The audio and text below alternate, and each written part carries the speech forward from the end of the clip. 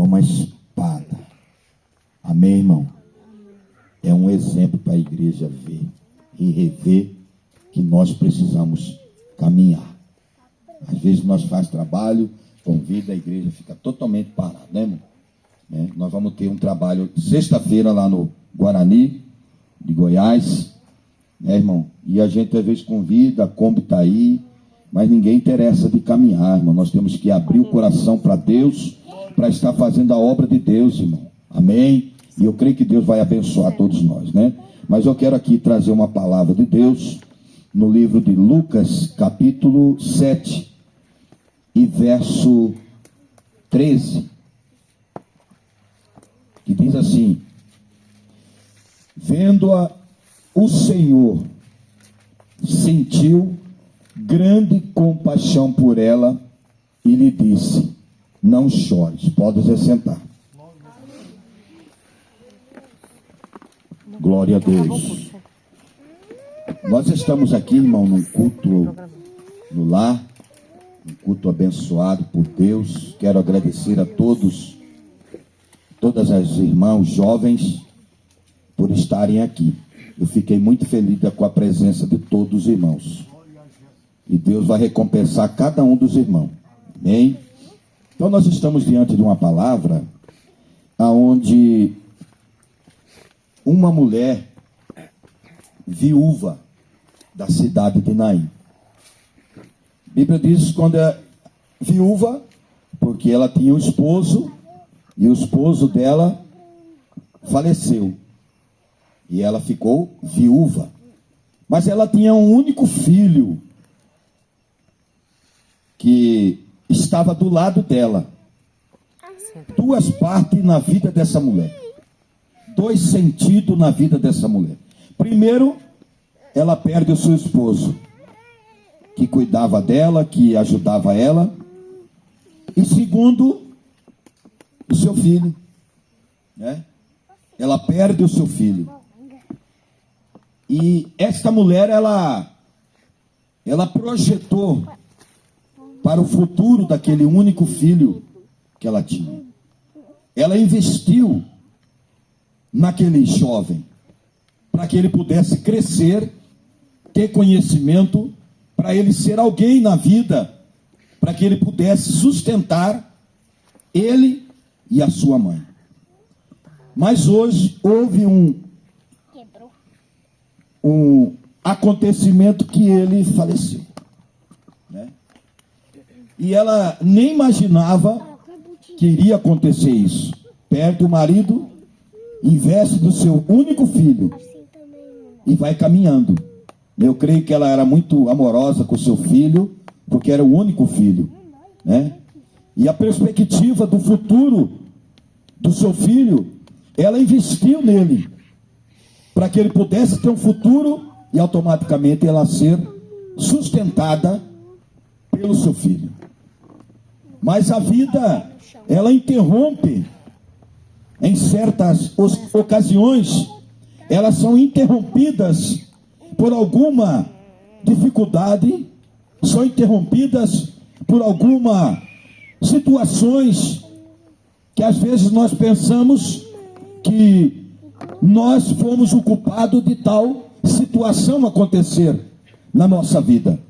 Mas muitas das vezes, em muitas situações, Deus ele permite algo na nossa vida para poder, na frente, o nome dele ser glorificado na nossa vida. Aleluia. E às vezes nós não entendemos o porquê, às vezes passamos por tal situação, que às vezes nós pensamos, fui eu que causei para que acontecesse isso na minha vida, foi eu que fui o culpado, foi eu que fui a culpada. Eu acredito que aquela mulher, em um momento de desespero, ela dizia, mas o que aconteceu? Eu fiquei viúva, agora eu perdi meu filho, será que eu não o cuidei dele o suficiente para manter ele vivo? Então há uma indagação na vida do ser humano através da diversidade da vida. Mas essa mulher, irmão, estava ali, que a Bíblia diz que depois, logo depois que Jesus foi a uma cidade chamada Naim, e com ele ia uma grande multidão que estava acompanhando Jesus, né? Essa multidão que acompanhava Jesus era um povo que recebeu um milagre. Era um povo que recebeu uma palavra do próprio Jesus, né? Era um povo que foram abençoados por Jesus. E eles caminhavam e entraram naquela cidade chamada Naim. Mas de repente, quando eles entram naquela cidade, irmão, eles já deparam com outra multidão.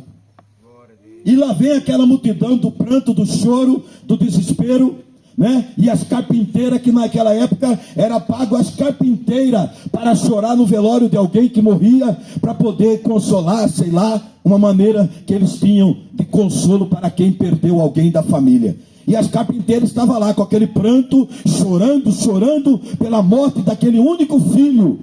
Mas a mãe não sabia que Jesus ia entrar naquela cidade, naquele momento que eles carregavam aquele esquife com aquele jovem morto naquele caixão. E de repente Jesus entra, irmão. E ele depara com aquela situação. Quantos milagres ele fez antes de entrar em Naim? Quantas pessoas glorificando a Deus, quantas pessoas glorificando a Deus pelo milagre, pela cura, pela palavra que Jesus falava, pela exortação que Jesus exortava acerca de mudança de vida. E de repente depara com aquela multidão do choro, do desespero, né? O que acontece? Jesus entra, aleluia, na hora certa na nossa vida. Às vezes no desespero, Jesus vai entrar na sua história, na sua vida, e vai trazer a solução para a sua vida, para o seu problema. E Jesus, ele entra, e quando ele entra lá naquela cidade, depara com a multidão e o esquife. Jesus aproxima, né? E porque não era permitido tocar no esquife, no morto, mas Jesus quebra protocolo. Jesus toca no esquife, Jesus toca no esquife, aleluia. E ele disse para aquela mulher: não chores mais. Aleluia. Aí Jesus libera a palavra, glória a Deus, de ressuscitação na vida daquele jovem. Levanta! E ele levanta no caixão. E Jesus coloca nos braços da sua mãe. glória a Deus. Jesus, irmão, ele é especialista para chegar na hora dele. Jesus é especialista para romper qualquer barreira, qualquer protocolo humano. Jesus, não existe protocolo humano, não existe porta fechada, não existe barreira para Jesus não derrubar, não existe porta fechada para ele não romper e o nome dele ser glorificado. E ele está aqui nesta noite por esta palavra. É por isso que nós reunimos aqui, porque Jesus, ele está no meio para abençoar a nossa vida. Glória a Deus. Glória a Deus. História maravilhosa, né, irmão? Imagine só uma mãe viúva e de repente perdeu seu filho. É muito triste. Mas ela não sabia que o dono da vida ia chegar naquela hora. E ele chegou na hora certa. Louvado seja Deus. E aquele jovem foi ressuscitado.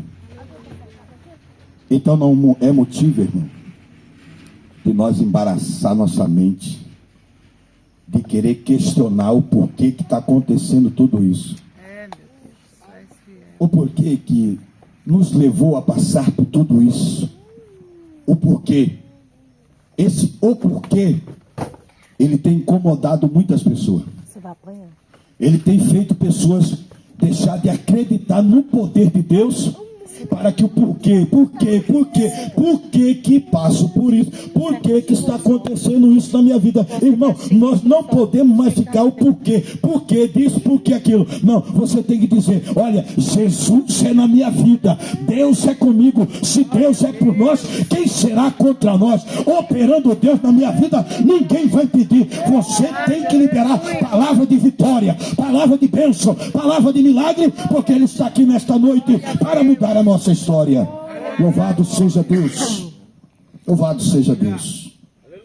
Glória a Deus. E ele está aqui, irmão, por essa palavra. Não chores. Não chores. Por que ficamos chorando, irmão? Você tem que chorar nos pés de Jesus.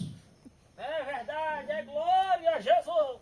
Não podemos de maneira alguma. Escute isso. Derramar as nossas lágrimas por momentos turbulentos. Não. Segure a sua lágrima. Derrame a sua lágrima no pé da cruz. No pé da cruz. Deus vai contemplar suas lágrimas. Deus vai contemplar o seu choro. Mas chore na presença de Deus. Não chore mais por ninguém. Não chore, irmão. Deus não aceita, aleluia, para poder mudar a história de ninguém. Se nós vivemos chorando num canto escondido, se lamentando, o que será de mim? Será que Deus vai mudar a nossa vida? Ele muda a nossa vida. Ele muda a nossa história. E o inimigo quer fazer você ficar preso nesse momento. Aleluia. Não libera choro mais. Somente glorifica a Deus. Não vale a pena chorar. A palavra que Deus está me dando aqui, ó. Não vale a pena você chorar mais, não. Por essa situação, não. Por esse problema, não. Chore para Jesus, sentindo a presença dele, falando em línguas estranhas, adorando ele. Jesus quer ouvir o seu louvor. Aleluia. E às vezes nós choramos por qualquer coisa. Às vezes nós se lamentamos por qualquer coisa. Não, irmão, seja forte e corajoso na presença de Deus. E ele está aqui nessa noite. Nós vamos mais adiante, irmão, né?